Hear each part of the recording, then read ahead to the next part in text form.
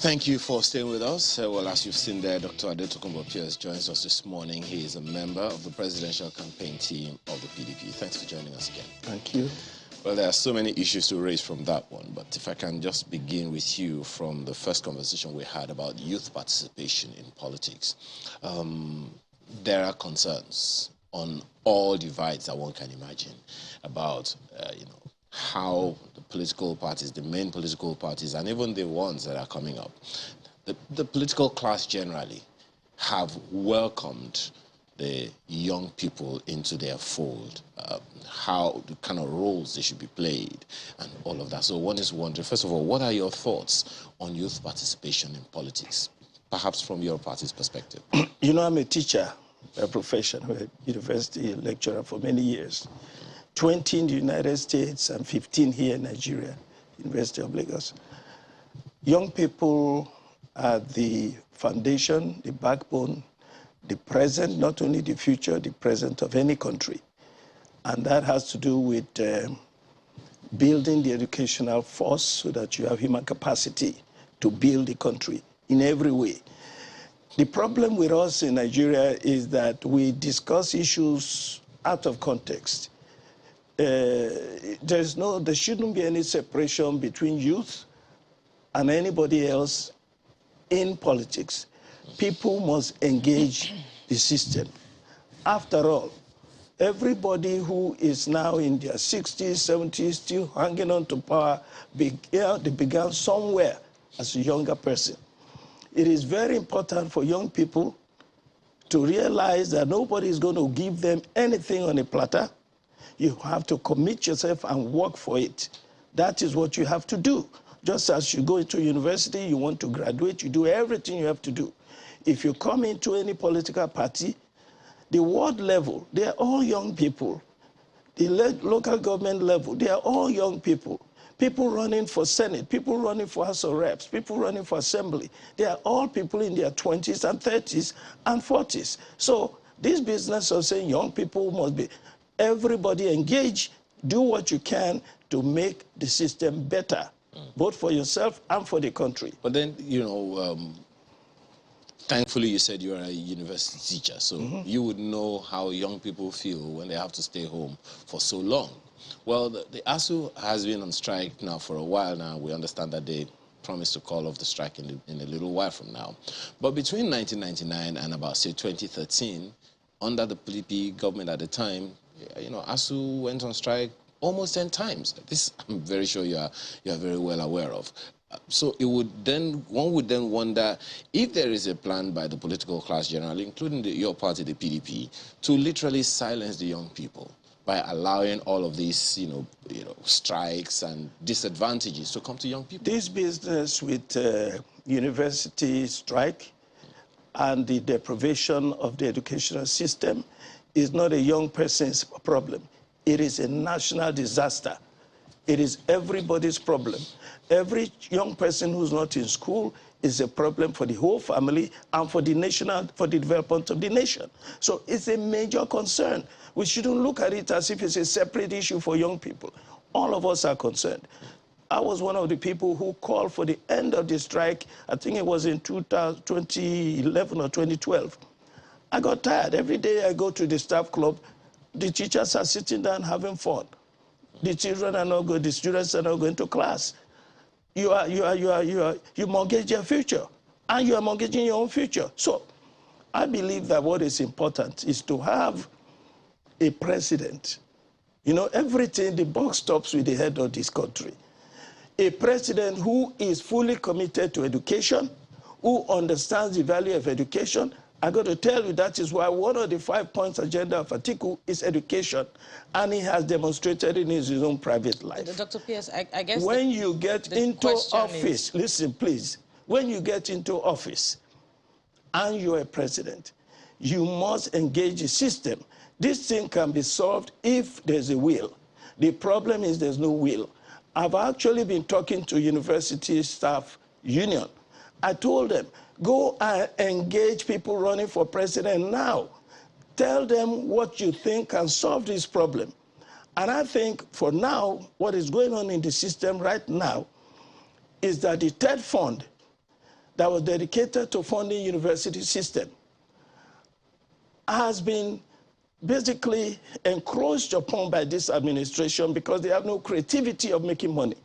The money that the corporations pay into this educational fund is being encroached upon. That will solve the problem. If you have a president who is committed, and take them on now, not only the staff union and the students, but the media should also take all of them on now. What do you have for education? How do you solve this problem? I'm telling you from my own perspective, knowing the candidate of the PDP, that he has a plan to solve this problem. He has the will. He has shown it in his own private life, educational promotion at every level. That is the key. If I may come in there, I guess Sure. the spirit behind the question, if I may borrow Ayo's words, is that under your government in the past, the problem was not solved. And one of those positioning to lead the country now was a member of the former administration. So why should he then be trusted when he says that strikes will be a thing of the past? You have a good point. If he's you elected. You have a good point. Number one, Atiku was not the president. So get that straight. There are ways you can contribute if you're vice president and so on. He did his bit. What I'm saying now is compare them now. The people running for office, what have they done in education? What is their commitment to education? What is the potential? When you talk about PDP didn't solve problems, very true. A country's development is a work in progress, just like life itself. All you have to do is compare and contrast. All the people running now, the three major candidates, nobody is perfect. Nobody can get 100%, maybe not even 80%. Compare them and choose the best. That's all we do. I said it in 2015, right here, that Atiku, Jonathan may not be good, but compared to Buhari, he will be like Mother Teresa. It will be fantastic. Compared to Buhari, we have seen it now. That is the issue. And that's what we must do now. Don't keep talking about what they did in the past. What do they have to offer? That's what you have to look at. Don't talk about the party, individuals. After all, who is the president? That's what you must look at. But I don't want to talk about according the president to the Electoral at that time. Act, Talk Dr. about Pearce, the man now. Just a second. Yes. The individuals don't vie for office, so to speak. Per our laws, it's the party that vies for office on behalf, of itself, with a frontliner that's going to say, okay, I'm going to do everything that my party says to ensure that good governance comes to the people. So where does the argument of the individuals Let me correct you over the there. party That's go? the problem that we don't understand in this country. Think about America, England. Think about the party and the individuals. It's the individual. The party will help you to get into office. What will the individual do? I'll give you an example. In this present administration, the party said in their manifesto they're going to have restructuring. Buhari got there and said, I don't want to do anything about restructuring. I don't want to hear about the 2014 report. It's not my business. I'm not interested in it. Throw the report in the garbage. That's what he said. Even though the party was saying something else, everything boils down to the will and the perspective and the interest of the man at the top of the ticket. The buck should stop there. Which brings up the issue, which brings forth again the issue of the supremacy of the party. During the PDP government of the 16 years, at least at the beginning of it, we had situations where the head of government at the time, the president at the time, said, look, party can say what they want to say. I'm the president. Whatever I'm going to do is what I'm going to do. So the party supremacy was compromised under a PDP government. It was. So how is that going to be any different now? Okay. How is the political manifesto going to take precedence over what the president wants? This is why I said you have to watch the individual. Let me tell you what happened with Obasanjo as president. I read his book, My Watch. He went abroad to visit a foreign head of state. He told the head of state he was going to retire when he got back home. The head of state advised him, kings don't retire. So Obasanjo looked at himself as a king. So when he got back, he took over the party. You know how many times they got rid of a chairman in that period? So many times. The party is the whole thing depends on the approach of the president. Notice what is going on now.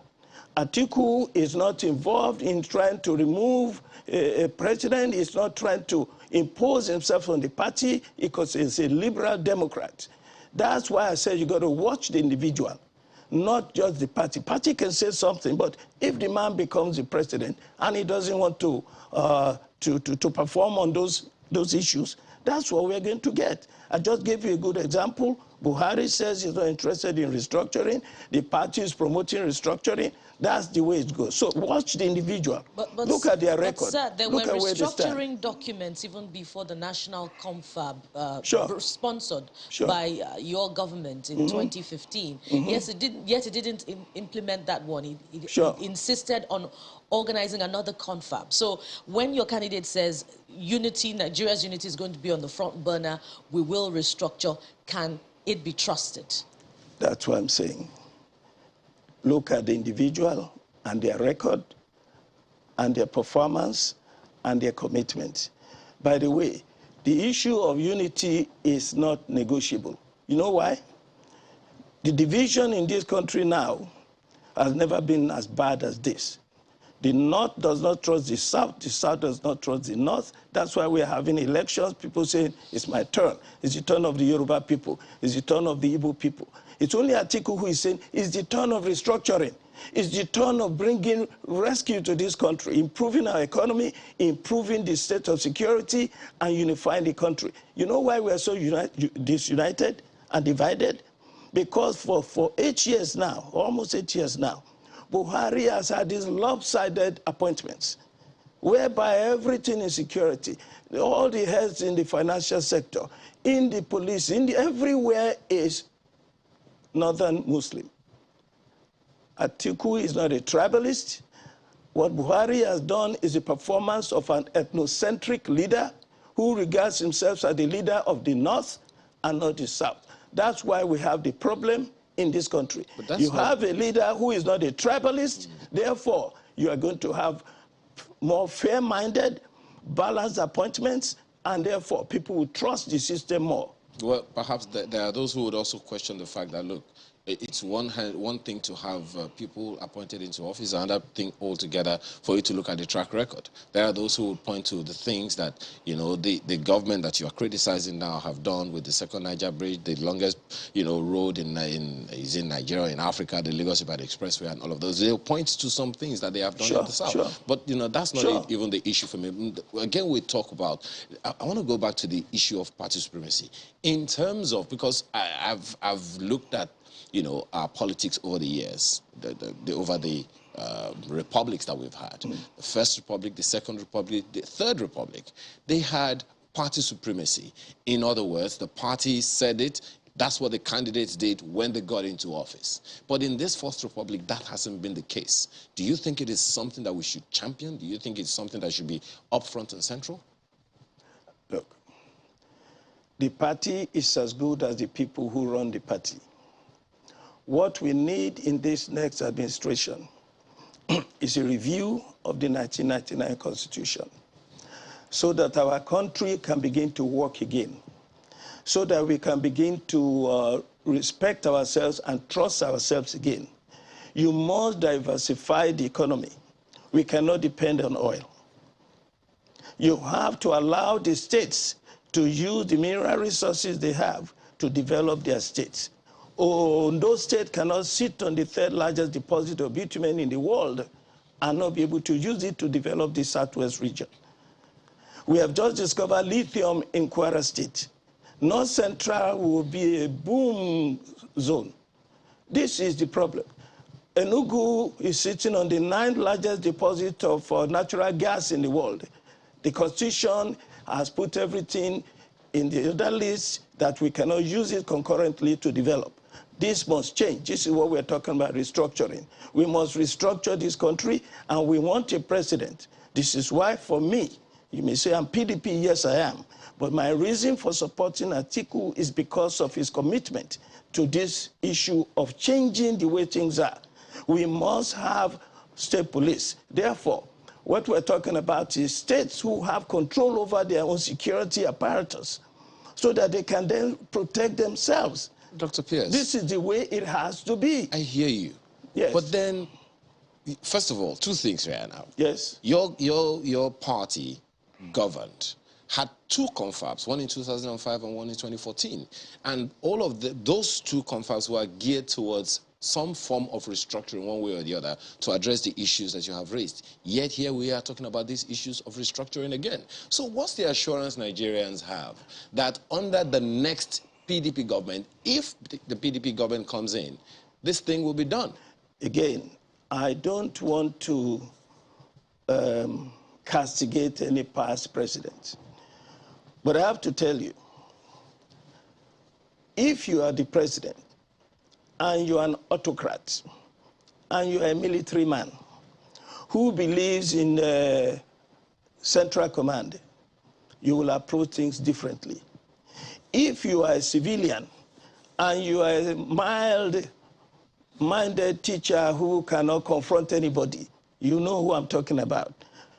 Things may not go the way you want things to go. What I'm saying now is we have also learned, all of us, including Atiku Abubakar, what we need to do. We are now at a stage in this country where this country is about to collapse. You understand that?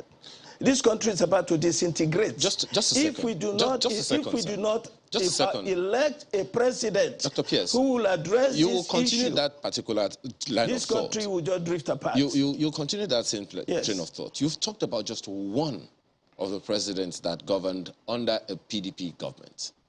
There were two others, even though one of them had a short stay. There was, Alhaji Umar Yar'Adua, and then there was also Dr. Goodluck Jonathan at the time. So it wasn't just, Chief Obasanjo that was president. Well, it wasn't just Chief Obasanjo I spoke about. And then some other things that your government promised at the time, they didn't do it. Under Obasanjo, consider the achievements under Obasanjo. They were not perfect, they didn't do everything. But look at what they did in the economy. Look at what they did for security. They challenged. Obasanjo improved the quality of life in the university system. Even though they had strikes, true. But they seized the salary scale, for instance. The number of protests reduced during that period. And I'm telling you, we are now at a point where we have to look at where we are. Yar'Adua did wonders for this country. It's a tragedy the man died so young. So he had begun to deal with the security system in the Niger Delta area effectively. He had brought in trust into the system, whereby they were trying to frustrate, one government was trying to frustrate Lagos State. What did he do? Yar'Adua came there and said, look, you must let them perform. Yar'Adua was subtly approving this issue of decentralization so that the states would have their own autonomy to a great extent. It's the only way we can develop as a nation. We are using a federal system just like the United States. Imagine a state like Alabama waiting for funds from Washington, waiting for security to police their area, rural areas from Washington. It will not happen. We have to restructure, and the restructuring president is Abubakar Atiku, and that's where we need to go. Nigerians just need to know this and decide for themselves who they want. And you touch on a subject that is critical to restructuring, which is constitution review. Sure. And we've seen the twists and turns, under this administration where constitution review is concerned. Let's be frank. There is a voting bloc that has to be surmounted at the National Assembly where constitution review is concerned, and that is the North. Sure. Under a PDP government, for instance, where is the assurance? That is what Nigerians need. It is not that voting bloc will be surmounted in those critical aspects of constitution review. This is one reason why, personally, I think Atiku is the best for now. Let me tell you something. But we've seen the unity in your party or the disunity in your party. Our party is not the government. Is that a template for what your government will look like? Our party is not the National Assembly. Our party is not the National Assembly. If Atiku becomes president, he is now going to deal with National Assembly to convince the National Assembly. Who do you think the National Assembly is most likely to listen to of all these people running? He has his support already. A lot of people are running in SDP. They're running in different political parties for Senate, for national, for House of Reps. And guess who their Where presidential... is the support that he has? Do you know who their presidential candidate is? Atiku Abubakar. That's what you're going to have. He's going to have a majority. It is the will that was not there under Buhari. The will was not there. The technique and the will was not there, and the time was not right under Obasanjo. The time was not right. Now is the time. We are now at a verge of collapse in Nigeria. Before you know it, if we don't get it right this time, Yoruba Nation will go a separate way, IPOB will go a separate way. Look, the whole nation is in total disintegration. Therefore, this is not a time to play games. This is not a time to say, this is my party, that is my party. This is time to look at the issues. What are you going to do? Do you have the will? Can you convince the National Assembly to support anything you come up with? Who else can do it of the three who are running now? But Atiku. You've referenced... If anybody can do it, it is him. You also referenced a number of things that your candidate did while he was, vice president of the Federal Republic of Nigeria for 8 years. The fact that he championed the public the privatization process and all of that. But there are several others, including the current president of the Senate, who is saying the power sector needs to be renegotiated because it wasn't properly done, and the reason for which we have the challenges that we have on our hands right now.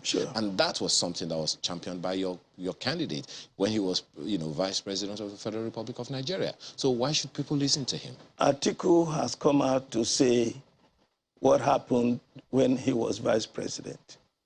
He had proposals that he put forward to revamp and improve the power sector. It was not accepted. He was vice president. You remember the rift between him and Obasanjo to a great extent.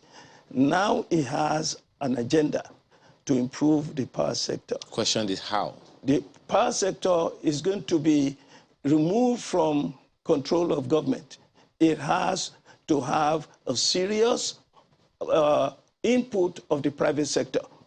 But the private sector is already included. No. Perhaps not just rightly done. It is not being implemented properly. This is the issue. But that was the foundation that he laid. That was the foundation that his privatization process laid. The privatization process has to be fully well managed. You start it, then you manage it properly. He has now come to manage it properly, to improve on the way that it has been executed, and then we are going to have great improvement. There is no way. And by the way, if you talk about the power sector and the failure of the power sector, failure is dependent on comparison. Jonathan left about 5,000 megawatts. What do they have now? 2. So, look, again, it's never been perfect. But the PDP government has been better than anything we've seen today. Anybody who votes for this present government, I'm sorry. I think you also said it the other time, perhaps a good place to leave it. I'm sorry, but we have to leave. You also said it, rightly the other time that the party is different from the government. So perhaps, the other party... That's debatable, but we'll just leave it there. Yeah. Both the party, the past of this APC, and the people running now. Let me not talk about them. Okay. Let them come and defend themselves. Well, I guess we'll leave that one to them. Dr. Atiku Pearce is a member of the presidential campaign team of People's Democratic Party. They'll be here to defend themselves. Well, thank you so much for your time this morning. Thank you so much for having me. We're back after now to take on another issue. Please stay with us.